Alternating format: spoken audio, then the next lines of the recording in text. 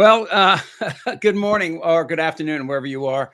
Welcome to What the Franklin, Chip Franklin and Nikki Medoro. Hello. Kicking us off. Hello, hello. Well, unless you're dead, you've been bombarded with the news of 34 guilty verdicts on former President Trump. Will this be our Convicted generation? felon Donald Trump. I mean, you have to say the Convicted whole felon. headline. Yeah. Yes. Yeah. And it's going to be interesting. I don't know if you saw his speech this morning. He was out talking a little bit about this. Real quickly, what we're going to talk about today, we're going to be joined in just a minute by an old friend, former federal prosecutor. I want to talk about the jurors and the heroes that they were. Also about Stormy Daniels. And if you didn't know this about her, I just found out that she was a valedictorian of her class and also a cum laude in school. Very bright woman. Really? Michael Cohen was talking about her yesterday on MSNBC, and it was pretty amazing. But I want to get right to actually what happened yesterday. And right now, he's a criminal defendant, a criminal defense attorney. But before that, he was a federal prosecutor. And Randy Zellin, a longtime friend of the show and of mine. Randy, good to see you. Thank you for your time. I know you were hanging with CNN this morning and everything. So thank you for taking this time to talk to us about it. Always a privilege to be on with you, my friend. Were you surprised that all 34 counts came in guilty? Blown away. I could not have called this more wrong. I was yelling and screaming that this was going to be a hung jury after at least a week of deliberations. And for this jury to come back, really, I mean, they got the case Wednesday. And by late Thursday, even when the judge thought we were going home for the night and the defense could breathe a sigh of relief, it was like, oops, we have a note. This verdict, it was stunning, both in its speed and in its scope. Guilty on everything. I was sure that there would be one juror that would hold out. Yeah, so did I. I mean, Randy, what do you think was the piece of evidence that really resonated with the jury? As just someone watching from the outside, obviously not in the courtroom, his signature on the checks is what seemed so obvious to me. But I mean, was there something else that you think just really brought it home to every single one of those jurors? Well, here's the thing that I have been wrestling with, and it's hard to separate the lawyer from the human being. But the human being and common sense would say, okay, look, something happened here. There's no question that those entries were not for legal fees. Duh. And we also know that this happened on the eve of the election. Duh. And we also know that there was someone claiming, hey, I had an affair with him. Duh. So it walks like a duck. It quacks like a duck. It's a duck. The question was, what did the former president know about it? And did he actually intend to influence the election? That to me was the more challenging piece of it. So I think what happened here, I've been hearing a lot about corroboration. And I think a lot of us felt when the jury first asked for David Pecker's testimony, that kind of created a little bit of a uh-oh here, if I'm the defense, because David Pecker, really, you couldn't do a lot with him from the defense's standpoint. Yes, he did talk about catching and killing being legal, but he does put Trump in the room. He does create the motivation. He does create the knowledge. So if they were looking to see, let me see what Pecker said as compared to what Cohen said. And if there's any overlap, if they don't go like this, then if you're the defense, you're starting to think, if they're focusing in on Pecker and comparing it to Cohen, then maybe they're giving some credibility to what Cohen has to say. So I think that was an issue. But to your point, the two checks, yeah, but then convict him on the two counts and let him and walk him on the other 32. But this jury, I have to tell you, whether you are a Trump fan, a Trump fanatic, or a Trump hater, there was something wrong with this verdict. Those jury instructions were wrong. How so? A bedrock principle of our system of criminal justice is guilt beyond a reasonable doubt unanimously. And for the first time in the 36 years that I've been doing this, and I've tried just about every case there is to try, I have never been in a situation where the jurors are basically left with the following instruction. You don't all have to agree on a crime. 4 of you can say, oh, the crime was a state election law violation. 4 of you can say, oh, no, it was a violation of federal election law. And 4 of you can say, nope, I don't agree with the 8 of you. I think it was a state tax law violation. So as long as the 12 of you found something, you don't have to agree on what that something is. To me, that is beyond confounding. I can't even get up to being confounded. Let's explain what you're talking about. This was a case where you had to show a crime in commission the crime was committed to block another crime. Which What we've been hearing, and what I like to say is, it was either in furtherance of another crime or to conceal another crime. Right. That's what elevates the misdemeanor to a felony. Right. And many of the things that Trump has been accused of crossed over into federal as well as state. And the jury could look at, they had an opportunity to determine one of many crimes that have alleged to have occurred. I mean, the feds obviously chose not to prosecute this and allowed New York and Bragg to do it. I think that their familiarity with Trump and the fact that he's from New York City, Letitia James' successful civil case made it a good spot to do it. However, I've heard a lot about this. They weren't asked to judge whether or not he had committed those other crimes. Okay, all they had to do was to look at other possible crimes he could have committed to fulfill this felony charge. We don't operate like that. It's actually been adjudicated in other state courts before. This exact case in California, Nevada, Arizona. I think Texas was the last state. This has happened before. Similar, where you have to point to another crime to say in order to elevate this to a felony. Oh, absolutely. That part, of course, we deal with that all the time. But I've never been in a situation where, first of all, remember something. It wasn't in the indictment. He didn't even know what this other charge was. So there is a constitutional question to the statute itself. Then you get to the case. He wasn't charged with those crimes, Randy. Well, but he was convicted of them. So no, he wasn't convicted of a federal crime. He was convicted of falsifying business records. But in order to convict him of the felony, you had to find that he was involved in, concealed in furtherance of another crime, which was never even stated in the indictment. How do you defend yourself against something you don't know? Well, he knew that he'd been charged with a campaign contribution. He knew that an illegal campaign contribution that was what was charged in the jury, but throughout the case, interesting, there was really no mention of it. It was, and by the way, don't get me wrong, I don't sit here as a Trump waiver, a flag waiver. No. I am talking from the standpoint of being a defense attorney and taking what I do very seriously. I don't care if it's Donald Trump or Jimmy John. It doesn't matter. This case, really, it was unfair from the standpoint of an indictment, and it was unfair from the standpoint of the jury instructions. So you have bookended unfairness. Yeah, I tell people that what happened yesterday is not you with the most beautiful supermodel in the world in a honeymoon suite. This is just her saying she'll go out with you. This is very preliminary in the efforts to stop Donald Trump from becoming president again. What pisses me off to hear this, though, is that when people say, especially these idiots like on the Today Show, come out and say, well, the jury will be the American citizens will be the ultimate judge. No, it's not it's not politics and the law are separate. Yeah. And for these idiots to continue to say this, that whatever happens on November 5th, no, it doesn't mean that. It means we have a effed up electoral system of I have a question for you. Sure. Because I have a question for both of you.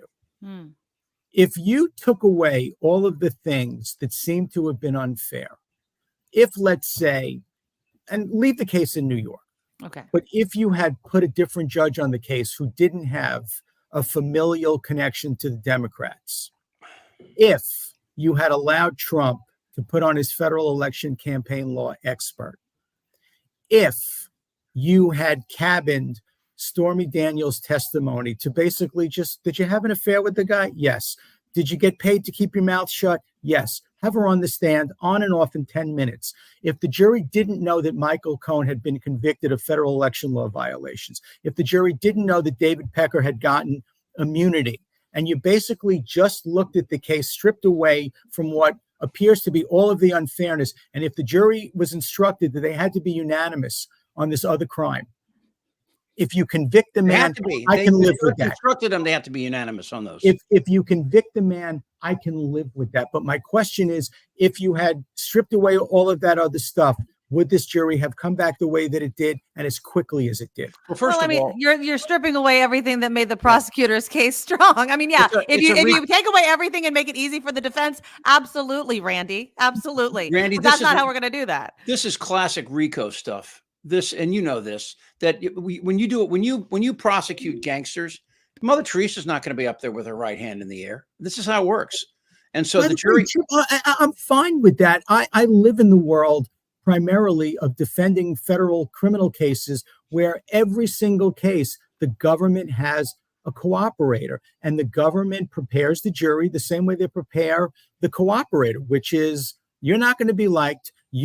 Nobody needs to want to have dinner with you, but all you have to do is explain that the reason why you know what happened was because you were there. And bad people do things with bad people. Bad people don't bring in good people to do bad things for them. So I'm cool with that. I'm cool with the government calling Michael Cohen as its star witness. I live with that all of the time. To me, what troubles me more than anything else were those jury instructions. well, in Baltimore, I was there for 10 years doing talk radio. When they would have a murder charge, they would do everything they could to find a way to make it federal because of jury nullification. All right.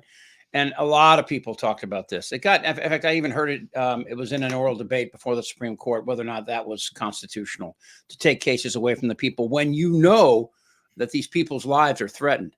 You know, they go into these courtrooms and people can see them. They can walk right in. They can see them. They can contact their mother or father or friend and say, you know, your girlfriend sure is pretty, just like they said to Stormy Daniels. It'd be a shame if something happened to her.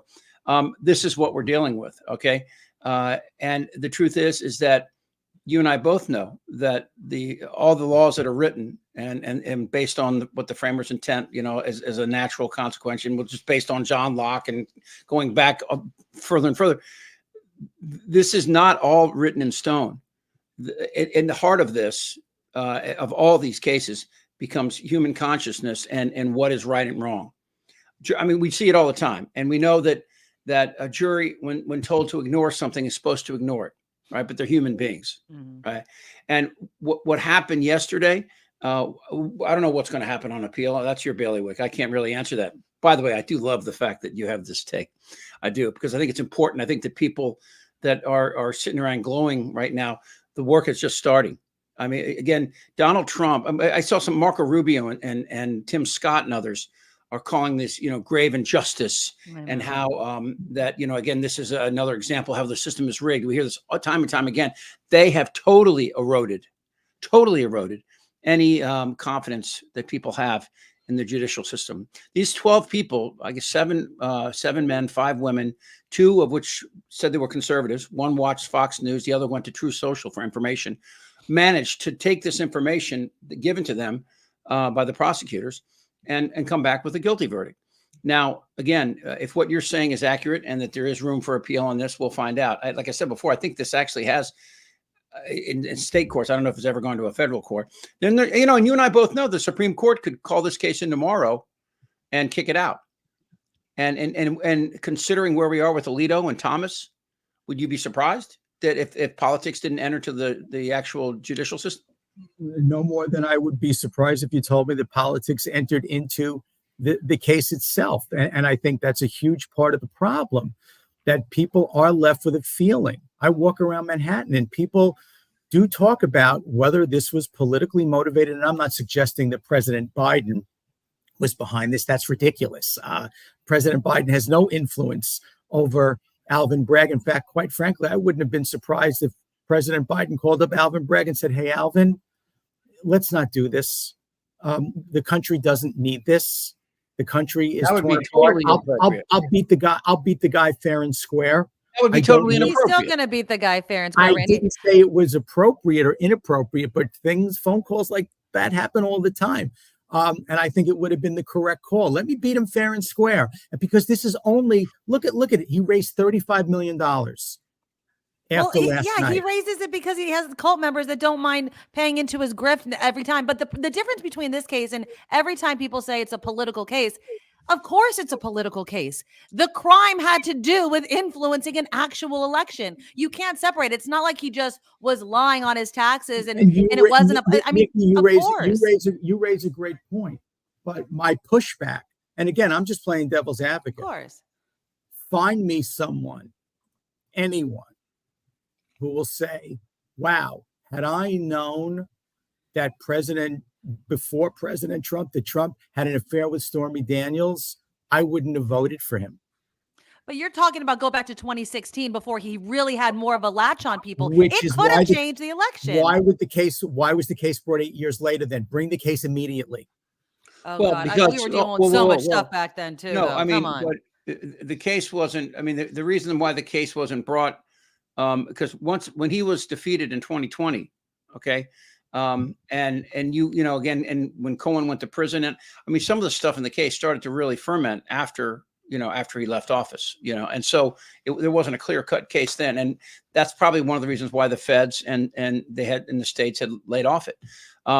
Judge Cannon and the Supreme Court are doing right now, trying to push this back, is let me ask you that legally, if in fact I can prove that the Supreme Court did this as a delayed tactic, I know what they're going to do. They're going to come out and say they're going to try to show the reason why they delayed it so long is they were cutting it up into pieces and studying it and everything.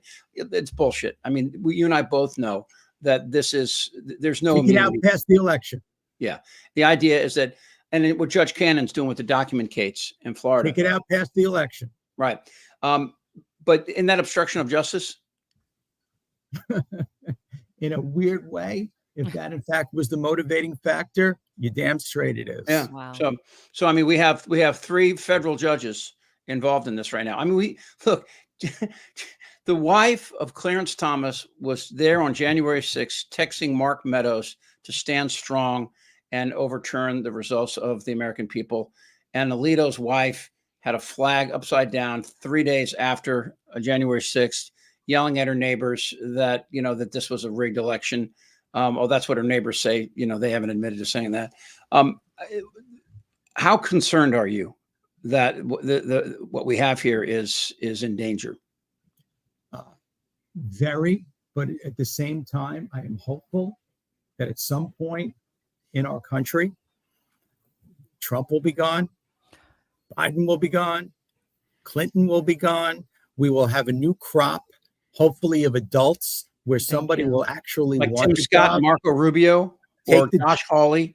Well, not Josh Hawley, or someone without the baggage, someone who actually takes the job seriously, who wants the job, who understands the magnitude of the job. Maybe we can get back to that. Or quite frankly, for all we know, and maybe this is because of technology, with all of our past presidents, maybe if the internet was around, maybe if there was a 24-hour news cycle around, every single president in our past would have had something that we would have found out about that wasn't cool. So what do I know? Yeah. Somebody just thought you changed sides. No, Randy hasn't changed sides. That thing I like about, I mean, this is exactly how we have to do this. If we can't do it forensically and look at these things for, what they are, I still think that Bragg was right. I think that that this was a case worth moving forward, despite that tall order at the end, showing it. I read something the other day by God, I can't remember who the defense lawyer was, talking about why that Merchan should have allowed this Federal Election Commission. Was it a former? Yes. Yes. Former chair. Comment on it, but they didn't really make a good case on it, from what I understand, that their case was weak as to why his testimony was needed. I don't know if that would have affected the jurors at all. But I will say this, that if there's a real hero that comes out of this, it's Stormy Daniels. And I was talking to Nikki before. She's a really bright woman. She was cum laude in college, valedictorian, I believe. That's crazy that I didn't know that. How did that not come out earlier? Yeah, it's been out for a while. Michael Cohen was talking about it last night, about her and just how impressed everybody is after a conversation with her, of how she articulates exactly, who she is, and why her life is at this particular moment. I love it when people say that, that try to trash her and call her a pornographer. To me, pornography is a good description of what Trump has been doing the last 8 years. And to people, and again, the idea of that if he were president, we're not going to have the safeguards. The guardrails are off. We're not going to have any Espers or Kellys or Tillersons. We're going to have the Matt Gaetz, as I mentioned before, the Josh Hawleys, the Rubios, just a whole grand. Again, it blows my mind that these people step up, knowing that they're going to be, stepped on.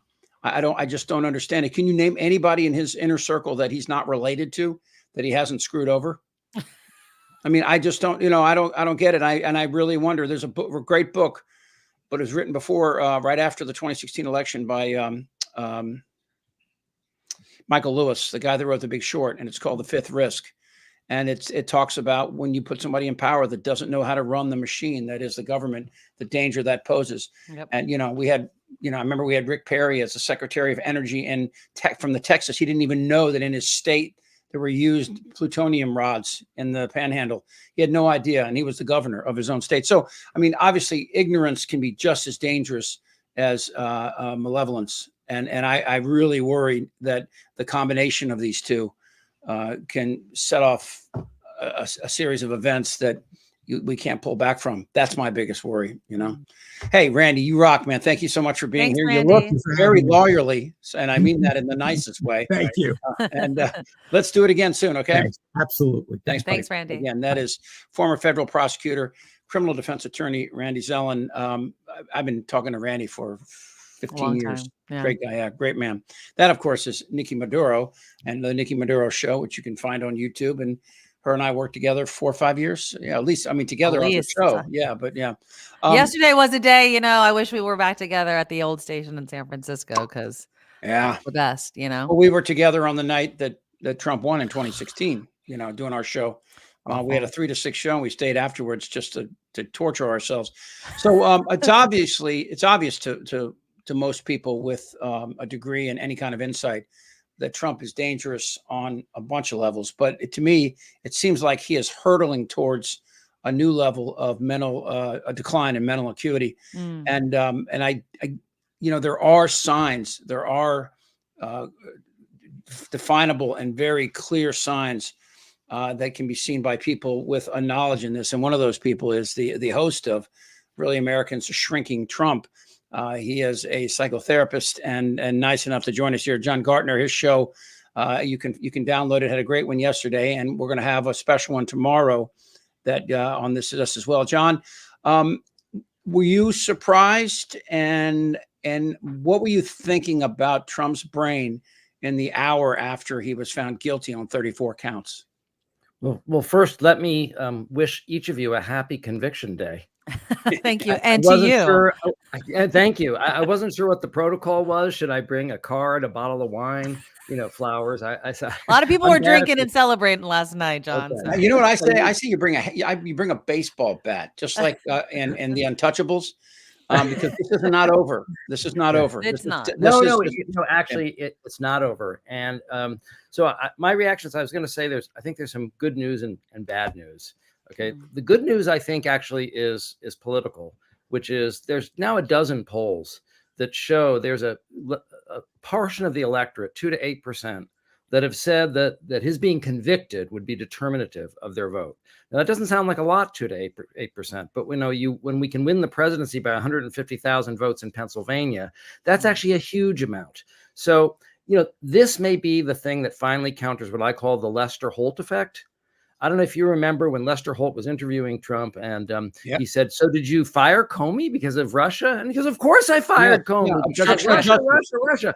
So he confessed to obstruction of justice in prime time, and Lester Holt looks like his jaw's about to drop on the floor. And then in the Saturday Night Live takeoff, the guy who plays Lester Holt looks at the camera and goes, "Oh, I forgot.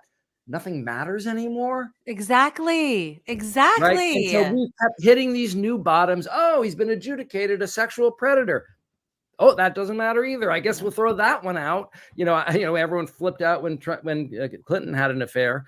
But the thing is that we keep hitting new bottoms, and now we feel like we're in free fall. There is no bottom. Right? There is no bottom. We're falling, and it's been disorienting for us psychologically as Americans. All of us have been feeling it. Well, it seems like there is a floor. For some people, there is a line at which it matters. And I think it's, look, Trump said, I love the poorly educated. I love the poorly educated. Well, these low information voters are the ones we're fighting over. Okay. Because those are the ones who are don't consume a lot of information, or they consume it from, tainted sources, but they're not really that involved. They're not that plugged in. And they make a gut decision. They make a gut decision. You know what I mean? And a lot of those people break Trump. Yeah. Are we approaching, and this just popped in my head. I've heard of this before. Like, we had a Jackie Spear, a congresswoman from the Bay Area, was in Jonestown when that shooting went down. She was actually shot and survived. The congressman that was down there with her didn't. And that was a mass psychosis event, right? I mean, in essence, these people all bought into it. I just watched the special on Heaven's Gate, which happened literally a mile from my house. And I wonder, when I see people like, I saw Tim Scott do a selfie today, the senator from South Carolina, and he was crying. And I don't really know how to handle that, to process that. And what do you think when you hear large swaths of people come out and just say it was rigged? That's their first instinct. Why they're bypassing all of the criteria that most of us are used to when we logic, something, facts, well, everything, things like that. What's your take on that when you see that? Well, look, we know a third of the country has drunk the Jonestown Kool-Aid. Right. All right. And by the way, there's always been kind of a third of the country that was basically nuts that way. When Nixon resigned, a third of the country still felt he was innocent. So I think there is something about that vulnerable third that's just not persuadable. I'm talking about the thin margin of people who are still persuadable. That's the good news. I think for them, they understand what this means. It does still mean something. It's not just one more norm to be blown past. So that's the good news. The bad news, Chip, relates to what you were talking about and the fanatical followers who were buying into his martyrdom. And I don't know how many of you heard his press conference that he just gave. I had to turn it off. It was ridiculous. It was ridiculous. It was so hard. Some key quotes from it I wanted to talk about. But the bad news is this. If he were to win the presidency, there will be an American reign of terror. Yeah. I don't know if a lot of people know where that term comes from. The reign of terror. It's a pretty frightening term. Define it. Yeah. The reign of terror was a term that originated during the French Revolution, but it takes place during every one of these government overthrow revolutions where some authoritarian force takes over. It was true in the Chinese Revolution, the Russian Revolution. I'm not picking on the left. It's also true when Saddam Hussein takes over. But what happens is there's a reign of terror prosecuted against the domestic population by the powers that be. So people, for example, they've already told us, if you're not a card-carrying member of the Republican Party, you won't work for the federal government anymore. Okay, they're going to purge the government as much as they can, and they're going to go as deep as they can. I mean, they may not be able to purge all the secretaries. The people who type secretaries, but they're going to purge all the people with a secretary after their name, and they are going to go deep into the deep state and put their flunkies in control. What you were talking about, the people who are ignorant, don't even know how to do the job. The only thing they know is that they do whatever the dear leader tells them to. The other thing that we'll see is an American Tiananmen Square. Okay. Remember, Trump wanted to fire on the protesters. He wanted the military to fire on the protesters in Washington. And you mentioned the guardrails are off. I think it was Espers that told him, no, we can't do that. It was Espers. You're right. And so, but there won't be an Espers. Okay. No. And so I am telling you, there will be people marching in the streets against Trump, obviously, if he's elected. And I'm saying he will fire on them, okay, with real bullets. And unlike, say, what happened at Kent State, which will look like a clam bake compared to this slaughter that I'm predicting, is he won't stop. He won't be shamed, into, like, oh, now he's gone too far and there'll be some big backlash. He'll keep doing it. Okay. And because all he cares about is dominance. And if he can do it, he will do it. And so what I'm saying is, the reason I'm mentioning it today is because his response to this conviction is going to be energized, okay, in a homicidal, rageful way. okay, that his paranoia feeds his homicidal rage, okay, and now he's using the language of World War II. He's saying, that on his Memorial Day tweet, he said, Happy Memorial Day to all the scum. This actually is kind of a tradition for him. He does this on all holidays, actually. It just shows how he makes it about himself, John, it's interesting though. I feel like even though we talk about, about Trump and he's a sociopath and whatever, he knew his power early on when he said, I could stand in the middle of Fifth Avenue, shoot somebody and they'd still vote for me. He knew it back then. And he's been telling us, if anything, I call him a liar. I think that he lies all the time, but he has been very truthful with the fact that these people will follow me. I could do whatever I want to, and they don't care. And I can't wrap my mind around the fact that they're just not tired. You would think that Republicans would be tired. They're like, you know what? I'm done dealing with the threats. I'm done dealing with the bad headlines. What is it about Trump that people still want to be in kind of the depths of despair? They could stop it. They could have made him not their nominee. They could have solved this themselves. Is it fear? Is it what is it that's keeping people so latched on to a huge problem for them? He just creates problems. Well, I think we can really look at past movements where authoritarian leaders have taken over. And there is a kind of process where one of the things that Trump has been doing from the beginning is purging the ranks of the Republican Party of anyone who isn't loyal to him. They become rhinos. And, this is what happened. I read a great memoir of a family that went through the Chinese Revolution, and what happened was her parents were revolutionaries. They helped Mao win, because they were idealistic socialists, right? But then once Mao took power and started doing more arbitrary and destructive things that killed tens of millions of his own people, they were the head of their little city. They were in the plain blue, uniforms that looked like everybody else's clothes, but they were the leaders of their little community. They were writing letters to Mao saying, no, this is wrong. It's hurting our people. Well, then they became counter-revolutionaries and the whole family had to go to the gulag or wherever in the rice paddies. And so what's happened is all of the people that could have been guardrails have quit, been fired, been exiled. You see what I'm saying? So the only people left are the psychopaths and the true believers. This to me, you can't talk about this without also talking about religion. Religion is the oldest con in human history. I mean, and I say this out of respect because Nikki and I used to fight about that. I'm a hardcore atheist, and Nikki, and I am not. I grew up Catholic too, though, and I'm not saying that I'm just saying, being honest and saying we don't know, right?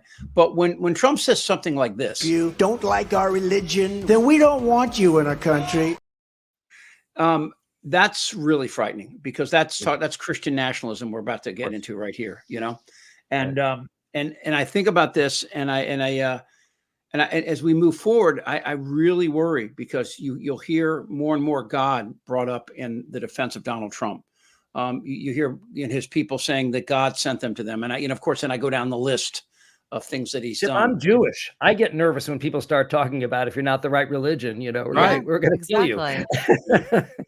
Yeah. And it's, to me, I mean, to that argument, I always say, like, tell Israel to come over. They can have Montana. Get out of there. I mean, it's insane. Why? It's just sand. There's no special thing about that area. And we can get into that argument with everybody, but I'm right. I guess when we talk about religion, we talk about essentially putting aside rationality for a dogma that can go in a million directions quickly. We've seen it, from the Crusades to Muhammad to, just look at India right now and the mess and the violence they have there. It's a microcosm of what the world could look like. I think he's co-opted religion, and whatever you think about religion to begin with, right? He has essentially redefined it, where he now is this prophet and he is that people are actually worshiping him and praying for him. And they have all these idealized images of him, with Christ holding him and, whatnot. But the real thing that matters here, I think, is that in doing so, not only is he's redefining the worldview, okay, where MAGA is good and the anti-MAGA forces are satanic. Yeah. And Yeah. and now it's an apocryphal battle. It's not a struggle for power, much less, a loyal opposition. These people are the devil. Okay. And the devil, it doesn't matter if you kill them or hurt them or marginalize them, because they're the devil. They're evil. They're vermin. They're scum. He said today that Judge Marchand was a devil. Yeah, and he's purposeful in the words that he uses. He is the epitome of using that dog whistle to people, like, you know what I mean, wink, wink, nudge, nudge. And then people are like, you're totally, you mean this. And he's like, that's not what I said. It's the way that he and his supporters make excuses for obvious, hateful, bigoted, racist, anti-American comments blows my mind, John, on the daily. It blows my mind. Yeah. Well, I learned Did something you from you, Nikki. I really want to remember this principle. I'm going to call it the Medoro principle. Okay. Oh, please. He lies about everything except the worst things he says he's going to do. Exactly. About those, you can actually take him literally. So when he Right. says, I'll be a dictator on day one, you can He take it to will. the bank. He will. And that's You can find it funny. like It's a so coin. funny. It's Okay. genuine. I wanted to ask you about this, John, because it's been a while and I've forgotten about it. And I meant to ask you last time we spoke.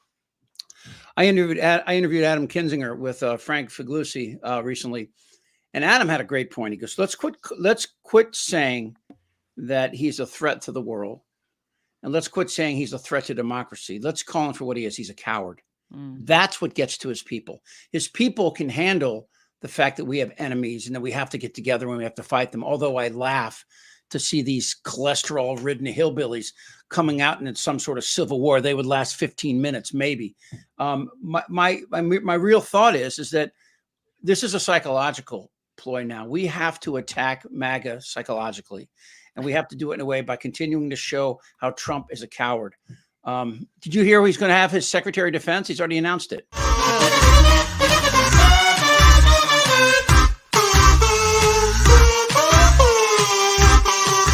That scares Leave me. Brittany alone.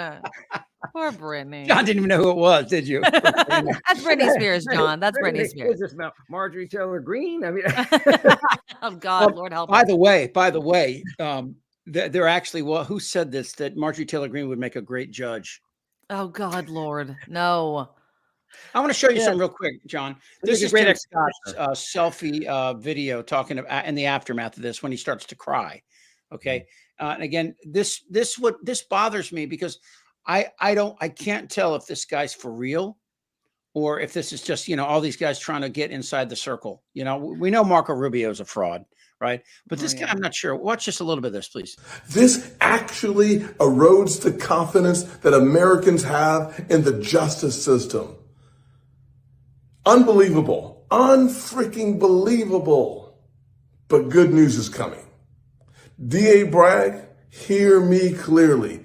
You cannot silence the American people. You cannot stop us from voting for change. Joe Biden's injustice, Joe Biden's two-tier injustice system, weaponizing the justice system.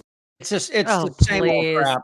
That's And- an audition tape for vice presidency Yes, that you yeah, just watched right there. That's You what believe you what watched. he's saying there? For the Uncle Tom Awards. Yeah. Pretty I much. mean, because to answer your question, Chip, I believe when it comes to the Republican politicians, they are all pure psychopaths. Yeah. They know exactly what he's doing. They're not fooled in the least. They're not believers. Okay. They see this is the play. Okay. The coach has called in the play. We're going to try to overthrow the government and take over the country. Okay. And so this guy's a jerk. They think he's a jerk. They dislike him viscerally. But the point is, he's the guy with the ball. Okay. Think of it like this is like the Patriots. You may hate Tom Brady. Okay. But but he's the guy throwing the pass. And so you will knock anyone and everyone out of the way to get to that end zone and catch that ball. It's about taking over the country. Now, of course, the idiots, the hillbillies that you described that, want to go to civil war with the pistols packed in their, size 45 pants. They are true believers. They are cult followers. They are idiots. But these people are not idiots. And they're not believers. They're psychopaths in an organized gang, and they're ready to fight. All right. You said Okay, Marco on Rubio. shrinking Trump yesterday. I believe it was yesterday. It might have been the previous show. We were talking about Oh no, it was the last show about when he was booed at the Libertarian convention. Yeah, Right? I'm glad you Yeah. brought And that you up. guys saw that as strength, the way he handled Yeah. that, right? And I wonder, like, where is that tipping point where he cannot handle that anymore? Is it? Well, you see, I mean, because like well, at some guess. point, I can Yeah. see him turning around and telling people to get guns out and to go after officials. I can see him doing that. January Absolutely. 6th, Chip. January 6th. Yeah. No, but he already Literally. did it, right? Hang Yeah. Mike Pence. Right. But he didn't actually say it, right? That's the thing, that this guy is Well, such a that's his mob mobster. boss thing. Yeah. Yeah, again, He he says talks like these a things like, well, if he doesn't do that, I'm not going to like him very much anymore. That's what he Right, said right. about, I'm not going to like him very much anymore. Right. That's the code. That's the code. You remember The Sopranos? Remember that wonderful scene where they decide who they're going to kill? They're talking to Tony's mother, and Christopher and another kid did something stupid. They robbed a truck they shouldn't have robbed or whatever.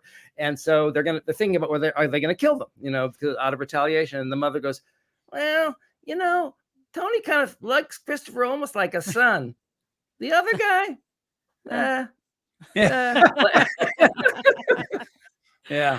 Oh, Lord. So where do you see, do the events of yesterday have an immediate effect on his ability to process information and to speak moving forward? Or is this actually something that makes him a little bit stronger and more, his mental acuity a little sharper for at least a short period? Because you guys also point out he does worse at night when he gets tired.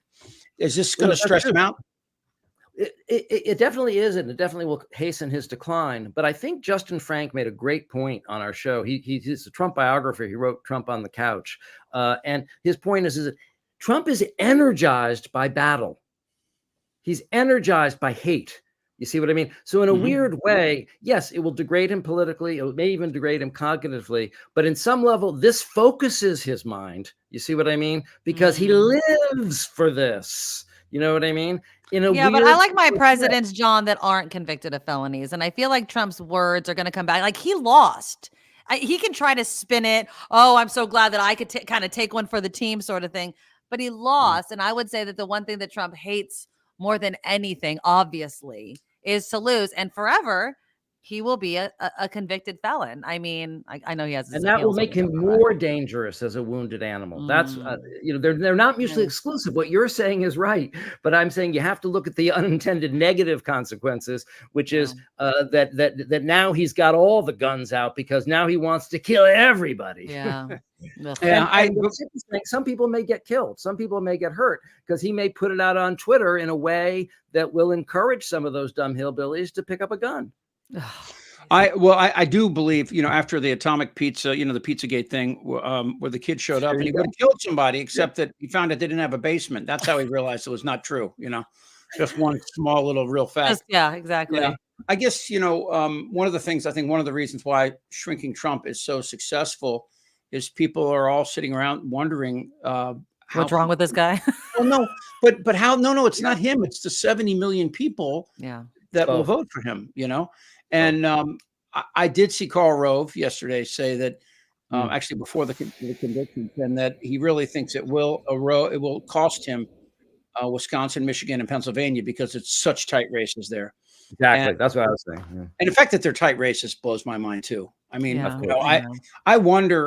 I wonder if there were another candidate that was younger with more energy, a Gavin Newsom kind, without Gavin's baggage, maybe, if somebody could articulate this well, that could, I really thought that Hillary Clinton was a hell of a candidate. I really did, and still do, But again, this nation has a lot of problems, and sexism is one of them. But I also think that it's work. I tell people all the time, I was born with privilege.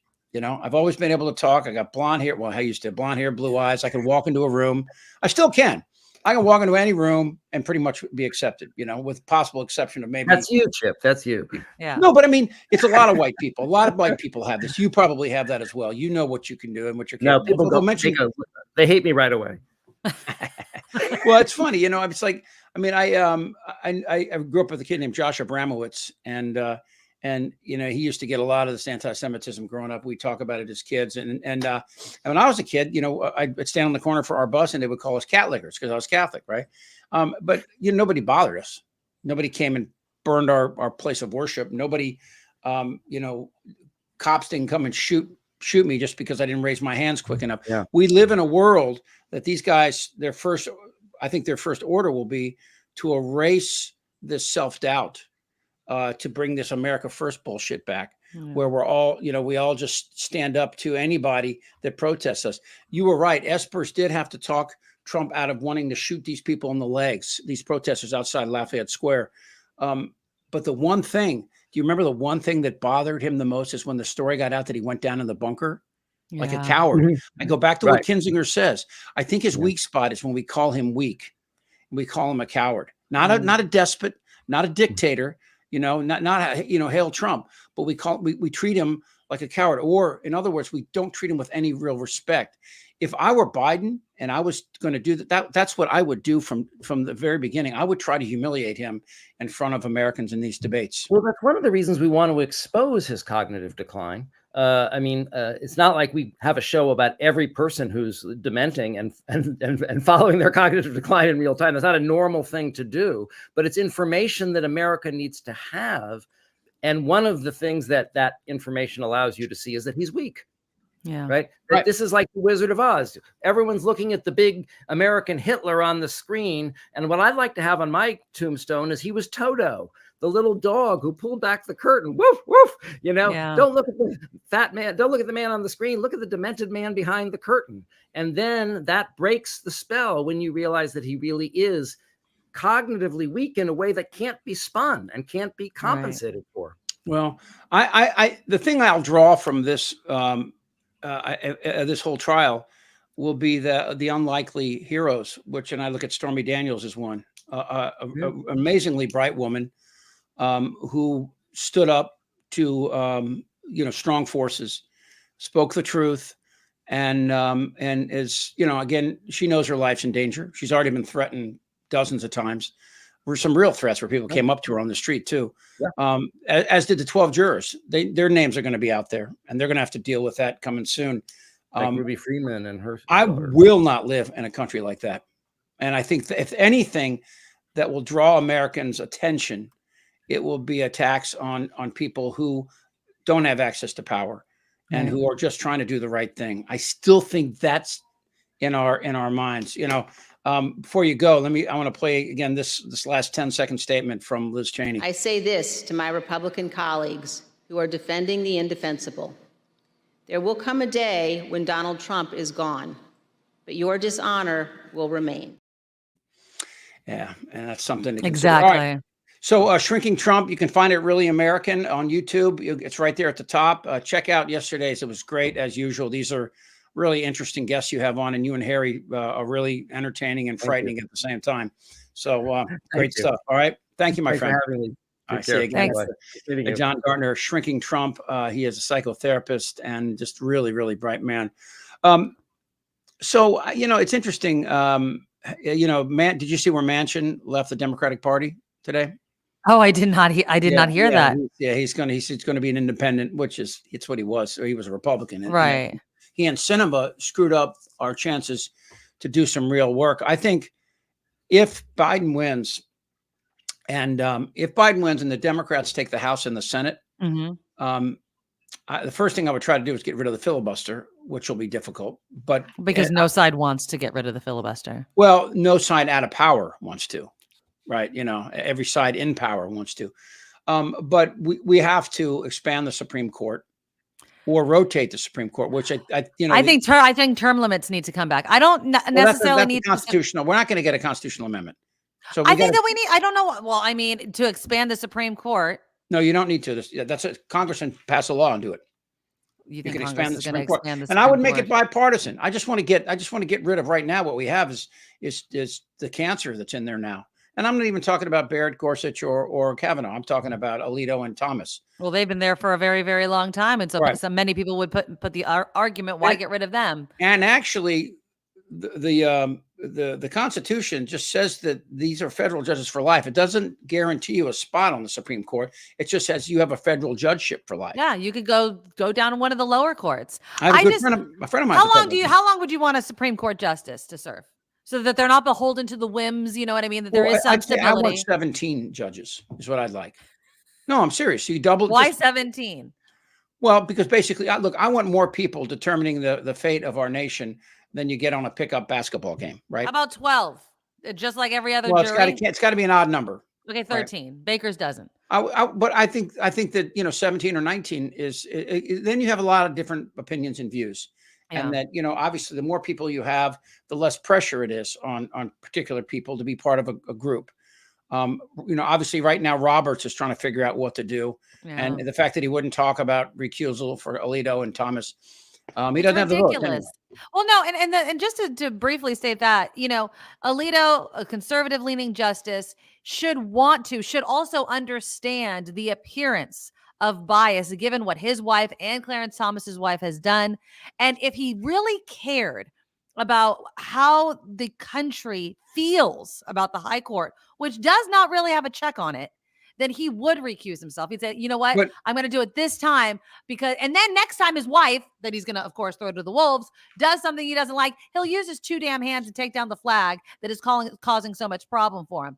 Obviously, that's a BS story, but I'm just saying, like, he should want to, because it's the good thing for our nation, not because he just wants to sit on the high court on January 6 cases. I remember reading after Obamacare how upset Alito was with Roberts for voting for the 6-3 majority in that, and of course all Obamacare was a tax, right? I mean, and it wasn't any mind blowing piece of legislation. It was simply a tax, and which of course other members and they've picked away at Obamacare over the years. I just think that. This person right here asked, Cece, can Trump pardon himself or appeal? Yes, he can appeal these cases, and the process is happening right now. But he can't pardon himself. He can't theoretically. Crimes, right? Well, this is a state crime, so he can't pardon. He's a federal official if he's president. But what will happen is if he is elected president, he will. He'll pocket the 2 other charges, the documents case and January 6th insurrection.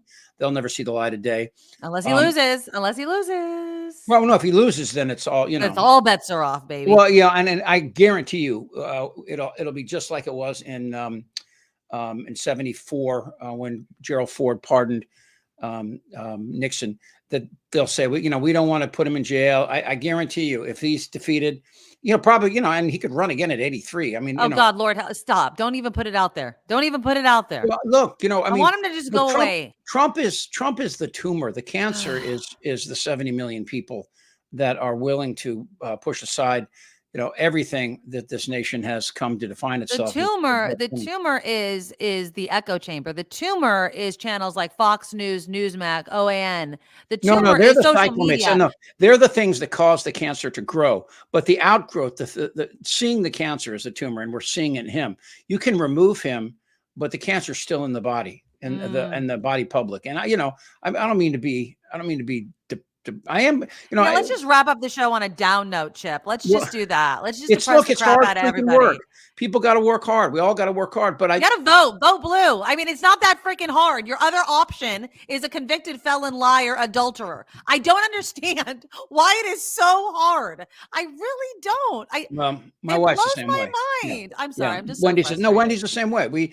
She goes, like, who are these people? And I think that, again, the way to approach this with Trump personally to get him off rails is to call him a coward, because I think his people, if they start to see him act in a way that is not strong, and again, when he comes out and says, it's rigged, the whole thing is rigged against me, there's a small percentage of the 70 million people that buy into that. But I believe a big chunk of this, like, I'm throwing numbers out there, 45 million of them, I really believe that many people, think it's all BS, but they just can't handle the idea of Democrats. Exactly. That's, I know many people like that. If there's a D after their name, they're no. But I am applauding. I don't think it wasn't Dick Durbin. There was another Republican that had come out in recent weeks and said, I'm voting for Joe Biden. I'm not voting for Joe Biden because I support all of his policies, but I'd rather debate policy. Well, that's what Kinzinger says. Kinzinger's voting for Biden. Liz Cheney. Yeah, it's just like, let's just debate policy, but let's get this guy out. This guy is not a good leader. That I respect. Let's debate policy. Let's debate, where our country should go. Let's debate, all sorts of things. But let's not debate the fact that this guy that might be president is a liar. All right, so this guy, Andrew, first of all, this shows you what we're up against. Okay, so Dems have destroyed the economy. Now is stronger than it ever was under Trump.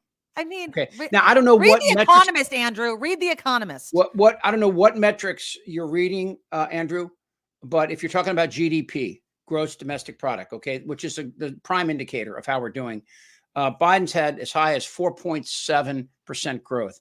Trump never had a 3% growth. Okay, unemployment now is at its lowest level in 30 years. Okay, especially we just hit 40,000 on the Dow. I mean, it's everything that Trump has used to measure the economy and economic growth, Biden has surpassed.